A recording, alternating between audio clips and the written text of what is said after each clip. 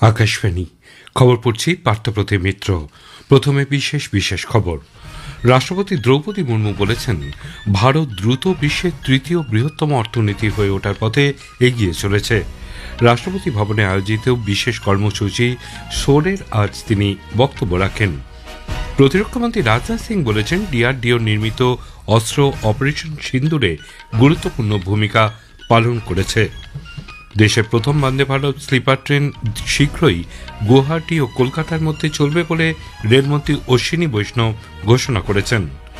2025-এর December মাসে দেশে মোট জিএসটি বাবদ আদায় 6.1% বেড়েছে। প্রসার ভারতীর মুখ্য কার্যনির্বাহী আধিকারিক গৌরব দ্বিবেদী আজ নতুন দিল্লির আকাশবাণী ভবনে জাতীয় স্তোত্র বন্দে মাতরমের দুটি নতুন সঙ্গীত সংস্করণ উদ্বোধন করেছেন। আসছি বিস্তারিত খবরে। রাষ্ট্রপতি দ্রৌপদী মুর্মু আজ বলেছেন, ভারত দ্রুত বিশ্বের তৃতীয় বৃহত্তম অর্থনীতি হয়ে ওঠার পথে এগিয়ে চলেছে। কৃত্রিম বুদ্ধিমত্তা বা এআই এখন দেশের অর্থনীতির নতুন চালিকা শক্তি হিসেবে আবির্ভূত হচ্ছে। আজ রাষ্ট্রপতি ভবনে আয়োজিত বিশেষ কর্মসূচি SOAR বা স্কিলিং ফর এআই রেডিনেস-এ বক্তব্য রাখেন। তিনি বলেন, এআই শুধু প্রযুক্তি নয়, এটি ভারতের জন্য ইতিবাচক পরিবর্তনের এক বড় সুযোগ। सरकार डिजिटल पब्लिक इंफ्रास्ट्रक्चर को मजबूत कर रही है। भारत को एआई ग्लोबल लीडर के रूप में स्थापित करने के लिए इंडिया एआई मिशन चलाया जा रहा है। आर्टिफिशियल इंटेलिजेंस भारतीय अर्थव्यवस्था के ग्रोथ ड्राइवर के रूप में उभर रहा है। भारत विश्व की तीसरी सबसे बड़ी अर्थव्यवस्था बनने की ओर तेजी से बढ़ रही है। आने वाले दशक में देश के जीडीपी, रोजगार और ओवरऑल प्रोडक्टिविटी में एआई का योगदान महत्वपूर्ण होगा। देश का एआई टैलेंट पूल विकसित करने में डेटा साइंस, एआई इंजीनियरिंग और डेटा एनालिटिक्स जैसे स्किल की प्रभावी भूमिका होगी। রাষ্ট্রপতি দ্রৌপদী মুর্মু বলেছেন, তরুণ দেশ ভারতের জন্য কৃত্রিম বুদ্ধিমত্তা বা এআই শুধু প্রযুক্তি নয়, বরং ইতিবাচক পরিবর্তনের এক বিশাল সুযোগ।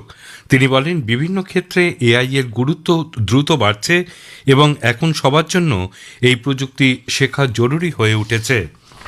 প্রতিরক্ষামন্ত্রী রাজনাথ সিং বলেছেন, প্রতিরক্ষা গবেষণা ও উন্নয়ন সংস্থা ডিআরডিও নির্মিত অস্ত্র অপারেশন সিন্দুরে গুরুত্বপূর্ণ ভূমিকা পালন করেছে।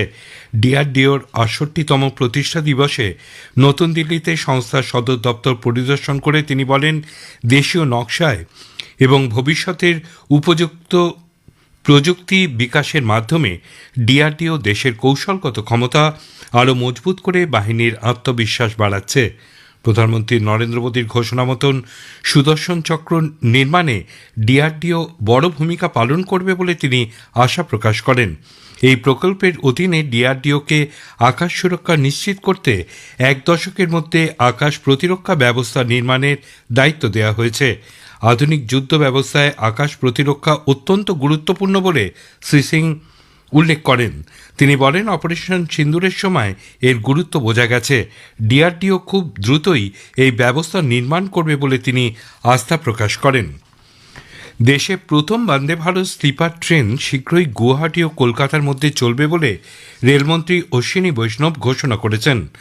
আজ নতুন দিল্লিতে এক সাংবাদিক সম্মেলনে তিনি জানান, আগামী 15 থেকে 20 দিনের মধ্যে প্রধানমন্ত্রী নরেন্দ্র মোদী এই ট্রেন উদ্বোধন করবেন। তিনি বলেন, দেশীয়ভাবে তৈরি বন্দে ভারত স্লিপার ট্রেনের চূড়ান্ত হাইস্পিড ট্রায়াল সফলভাবে সম্পন্ন হয়েছে।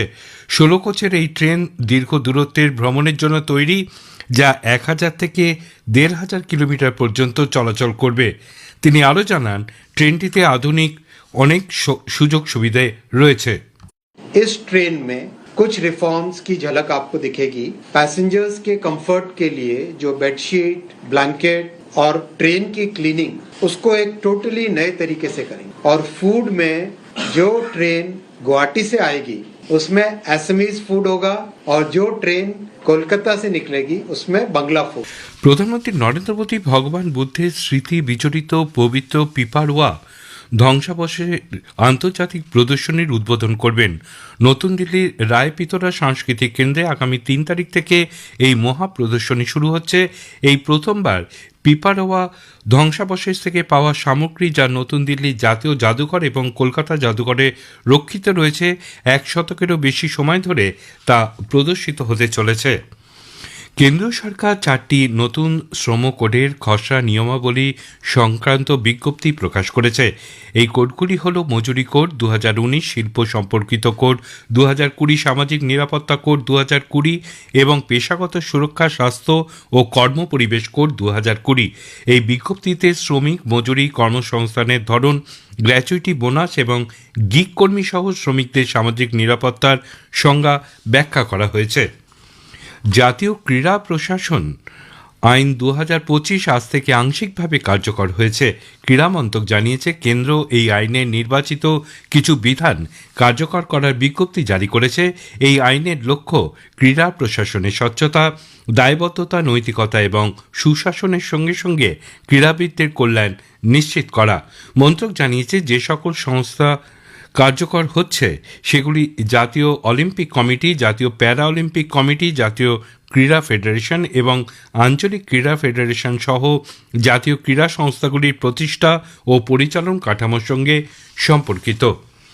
কেন্দ্রীয় সরকার জানিয়েছে, যানবাহন ক্ষেত্রের জন্য উৎপাদন ভিত্তিক উৎসাহ ভাতা প্রকল্পে এখনও পর্যন্ত মোট 35,657 কোটি টাকার বিনিয়োগ করা হয়েছে। উন্নত যানবাহন প্রযুক্তি পণ্যে দেশের উৎপাদন ক্ষমতা বাড়ানোর লক্ষ্যে এই প্রকল্প চালু করা হয়। আজকের প্রসঙ্গ অনুষ্ঠানে আজ শুনবেন বিশেষ আলোচনা, অটল ভারত, নিরাপত্তা জোরদার করার লক্ষ্যে 1 বছর।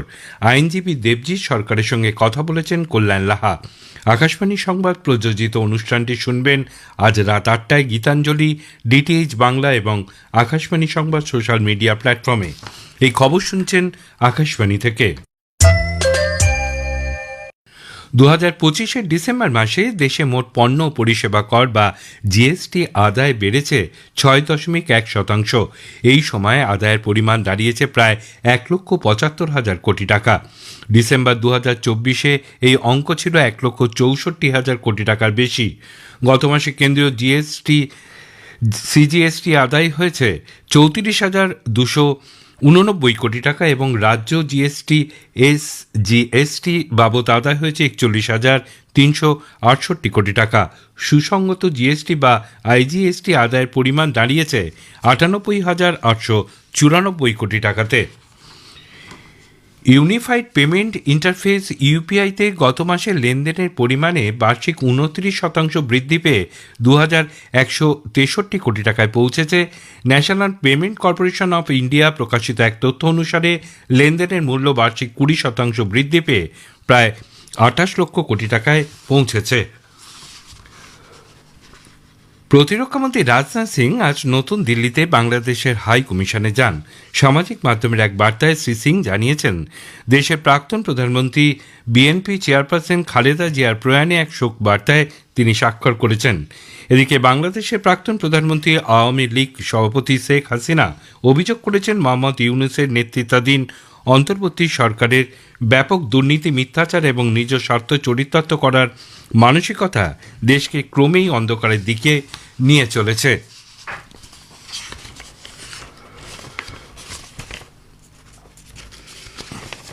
প্রসার ভারতীর মুখ্য কার্যনির্বাহী আধিকারিক গৌরব দ্বিবেদী আজ নতুন দিল্লির আকাশবাণী ভবনে জাতীয় স্তোত্র বন্দে মাতরমের 2টি নতুন সঙ্গীত সংস্করণ উদ্বোধন করেছেন। এই 2টি সংস্করণ আকাশবাণীর প্রস্তাবিত 25টি সঙ্গীত রূপের প্রথম পর্ব। বন্দে মাতরমের সার্ধশতবার্ষিকী উদযাপন উপলক্ষে ডিজিটাল মাধ্যমে এই সংস্করণগুলি প্রকাশিত হয়েছে। শ্রী দ্বিবেদী বলেন, বন্দে মাতরম শুধুমাত্র স্বাধীনতা আন্দোলনের গান নয়, এটি জাতীয় ঐক্য ও অখণ্ডতার এক চিরন্তন প্রতীক।